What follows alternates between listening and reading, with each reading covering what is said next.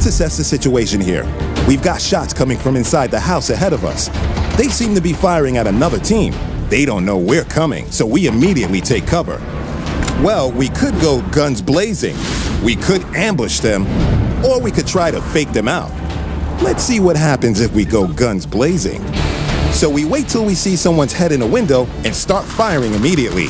You and your teammates might get some good shots in, but this firefight could last a while, and you're making a lot of noise, which could alert other enemies to your location. Whoops. Yeah, that didn't work. It's usually better to be as efficient as you can when engaging in firefights. How about we try to ambush them? So we assess the situation. There's a vehicle parked outside of the house, and the circle is on the move, so they'll surely be getting in their vehicle pretty soon. All we have to do is wait for them to come out, and then we can catch them by surprise. Although, with every circle comes a slew of enemies trying to outrun it. And in a situation like this, perfect ambush plans go out the window. When working with the circle, watch your back and try not to get sandwiched between enemies. One of the most interesting things to try in PUBG is faking out your enemies. We rotate to an area with a good hiding place for us and send our partner out to essentially be bait. They position themselves near the window that we have in our sights, giving the enemy a nice clear shot. They fire off a few shots to get the enemy's attention. We use that opportunity to zero in, take our enemy out, and push into the building. The enemy will likely be trying to heal his downed teammate, but be ready for anything when making the push. Of course, there's no right or wrong way to approach a scenario. Sometimes being more tactical can help, though. Until next time, keep playing PUBG and refining your decision-making instincts. Always think about distance. If you need to get a little more distance, try running while you throw. You can also jump and throw right at the peak of your jump.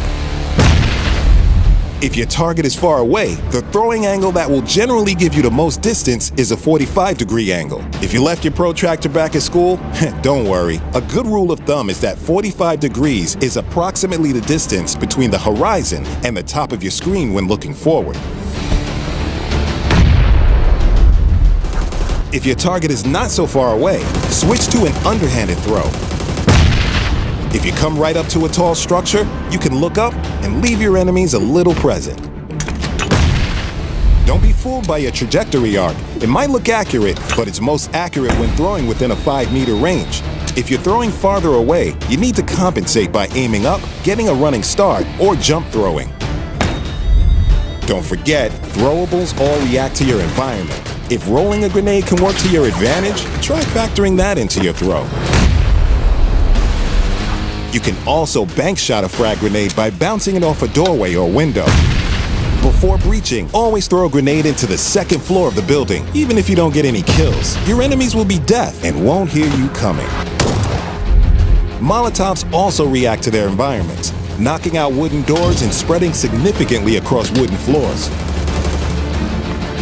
2 Molotovs will double the spread of the fire on the ground as well. With throwables, timing is everything. Press R to cook your grenade. Hold on to it as long as possible if you want it to explode on impact. Be careful because it is possible to overcook your grenades. Frag grenades last 5 seconds. Stun grenades last 2.5 seconds. Smoke grenades last 3 seconds. Molotovs will always explode on impact, or 5 seconds from when it's thrown. Or if you want to get really creative, shoot the Molotov in midair to rain fire down on your enemies. So head to training mode and throw some grenades. Pretty soon you won't even need to think about using your throwables. You'll be dealing out explosives like nobody's business and leaving a trail of downed players in your wake.